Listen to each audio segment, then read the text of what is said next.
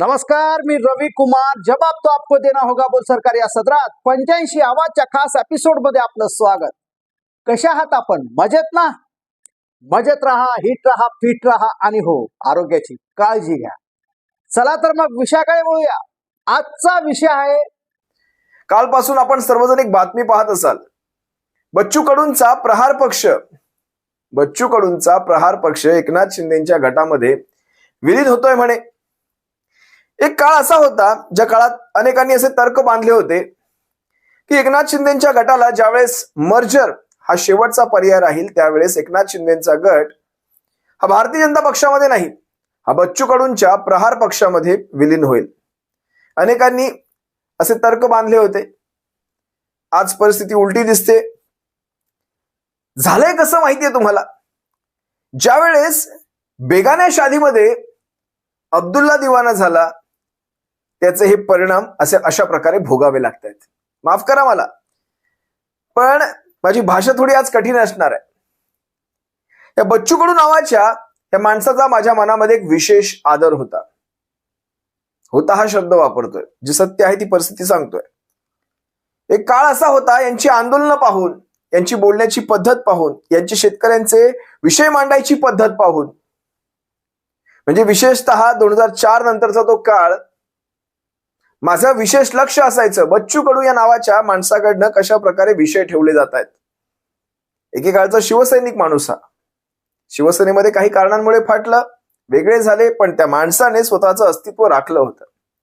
प्रहार जनशक्ती पक्ष म्हणजे अमरावती असेल, अकोला असेल, बऱ्याचशा जिल्ह्यांमध्ये, विदर्भातल्या बऱ्याचशा जिल्ह्यांमध्ये, किंबहुना आता झालेल्या विधानसभा निवडणुकीतही तुम्ही पाहिलं असाल, भले त्यांची जागा निवडून नाही आली, पण कित्येक जागा प्रहार जनशक्ती पक्षामुळे आपल्या पडलेल्या सुद्धा आहेत. स्वतः बच्चू कडू पडले. भाजपाच्या तायडेंनी त्यांना पराभवाची धूळ चारली. काही का असेना त्यांनी तगडी फाईट दिली होती. विषय हा नाहीये. विषय हा आहे, म्हणजे त्यांचा पराभव झाला वगैरे हा विषय नाही. विषय असा आहे की तुम्ही कुणासाठी एवढं सगळं केलात? ज्या माणसासाठी आज तुम्ही एवढं सगळं केलात, म्हणजे बेगान्या शादीमध्ये अब्दुल्ला दिवाण्याचा अर्थ तुम्हाला कळाला. मगाशी जे वाक्य मी वापरलं, कशात कशाची गरज नसताना हा माणूस तिकडे गुवाहाटीमध्ये दिसतो. काय ती झाडी आणि काय ते डोंगर करताना हाही माणूस दिसतो, सगळ्या पहिल्याच रांगेत दिसतो.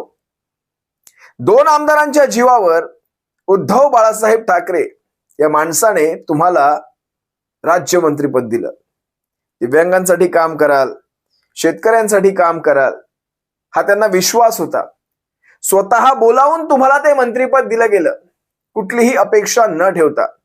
बरं, तुमच्या 2 आमदारांवर हे सरकार तरलं होतं अशी ही गोष्ट नाही, तरी सुद्धा बच्चू कडू नावाचा आमदार तिथे मंत्री असला पाहिजे ही उद्धव साहेबांची इच्छा होती. त्यांनी तुम्हाला बोलावून मंत्रीपद दिलं. ज्या बेगान्या शादीमध्ये आपण त्यांच्या वरातीत नाचलात तिकडे गुवाहाटीमध्ये, त्यांनी काय केलं तुमच्या बाबतीत? तुम्हाला मंत्रीपद तर दूरची गोष्ट, मंत्रीपद दूरची गोष्ट, तुम्हाला 2024च्या निवडणुकीमध्ये तुम्हाला साधा पाठिंबा सुद्धा दिला नाही. पाठिंबा ही दूरची गोष्ट. बच्चू भाऊ, तुम्ही ऐकत असाल हा व्हिडिओ, तर मी ज्या गोष्टी सांगतोय त्याचा विचार करा काहीतरी. पाठिंबा ही दूरची गोष्ट, तुमचा एकमेव आमदार जो होता तुमच्या पक्षाचा, तोही स्वतःच्या पक्षामध्ये घेतला. मी अनेकदा म्हणत असतो, कर्माचा फेरा, कर्म ज्या वेळेस वसुलीला निघतं त्यावेळेस कुणाचाच वशिला चालत नाही.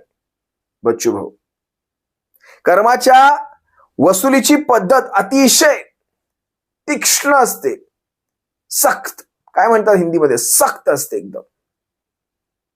कुणाचाच वशिला चालत नाही. तुमच्या बाबतीत तेच घडलं. म्हणजे राणेंचा तो स्वाभिमान पक्ष तोही विलीन झाला, आणि राणेंमध्ये तुमच्यामध्ये एक सामायिक दुवा आहे प्रहार नावाचं.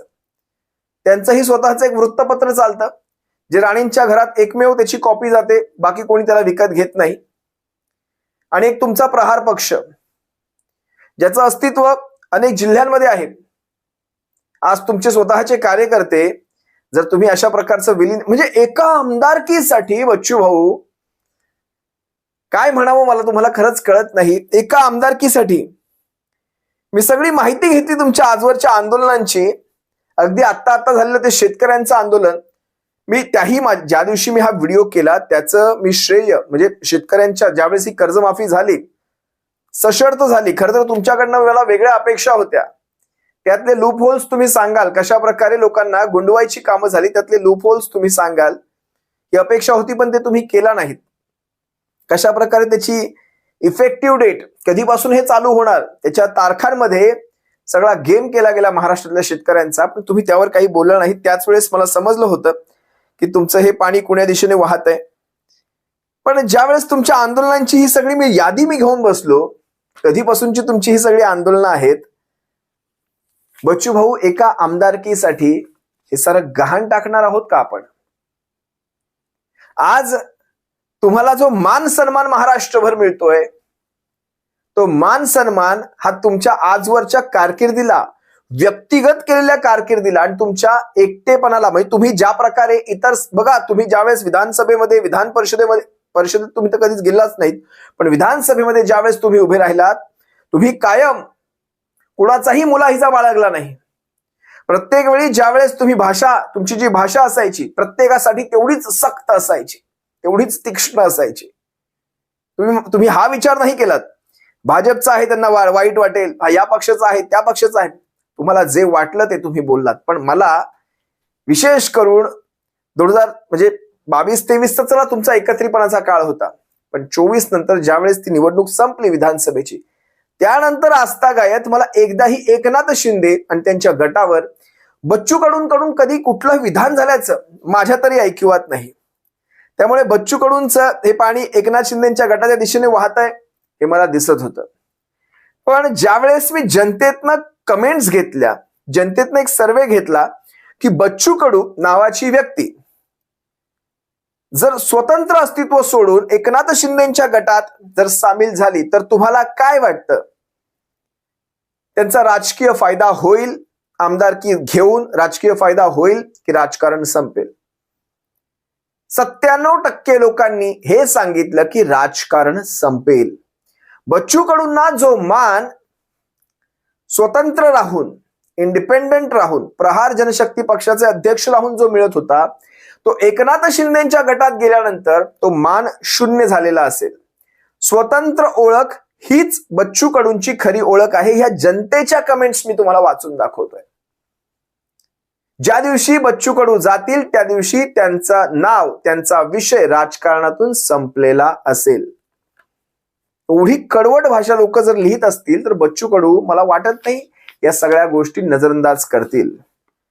गुवाहाटीचं खरं तर हे पॅकेज आहे, याचं बक्षिसी तुम्हाला मिळालेली आहे. म्हणजे विचार करा ना तुम्ही ना बच्चू भाऊ, माझी खात्री आहे तुम्ही हा व्हिडिओ पाहत असाल. तुम्ही ज्यावेळेस गुवाहाटीला त्या बेगान्या शादीमध्ये गेलात त्यावेळेस तुम्हाला विचारलं होतं का? म्हणजे त्यावेळेस अशा प्रकारची विलिनीकरणाची मागणी ठेवली होती का? नाही, तुमचा पाठिंबा घेतला गेला. ते असं असतं, कडीपत्ता असा घ्यायचा, वापरायचा, फेकून द्यायचा. बच्चू भाऊंचा कडीपत्ता झाला, स्वाद घेतला, कडीपत्ता फेकून दिला, तुमचा पक्षही संपला, तुमची स्वतःची आमदारकी पडली, भाजपाने तुम्हाला पाडला. त्यानंतर तुमचा एकमेव आमदारही घेतला गेला, तुमचे कित्येक कार्यकर्ते प्रहारचे घेतले गेले. एकनाथ शिंदेच्या पक्षाने आजवर तुमचे जितके कार्यकर्ते घेतले तितके कुठल्याच पक्षाने घेतले नाहीत बच्चू भाऊ. मग बेगान्या शादीमध्ये अब्दुल्ला दिवाना जे मी म्हणतोय ते काही चुकीचं म्हणतोय का? अजिबात म्हणत नाही. हे गुवाहाटीची सगळी फळं तुम्हाला मिळत आहेत. त्यावेळेस तुमच्याकडून विलिनीकरण नाही घेतलं, पण आता मात्र तुम्हाला विलिनीकरणाची अट, एक आमदारकी देण्यासाठी विलिनीकरणाची अट त्यावेळेस ठेवली जाते. त्यावेळेस बच्चू भाऊ विचार करा, शिवसेनेच्या पक्षप्रमुखांनी कुठलीही मागणी न ठेवता तुम्हाला थेट मंत्रीपद देऊ केलं होतं. तुमची कारकीर्दही मी 2019 पासूनची कारकीर्द 2.5 वर्षांची मी पाहतोय. तुमची कारकीर्द ही उत्कृष्ट राहिलेली आहे. उत्कृष्ट संसदपटू राहिलेला आहात तुम्ही विधानसभेमध्ये, आणि मंत्रीपद म्हणून तुमची कारकीर्द मला चांगलीच दिसते. आता विचार करा काय परिस्थिती तुमच्यावर ही ओढावून ठेपलेली आहे.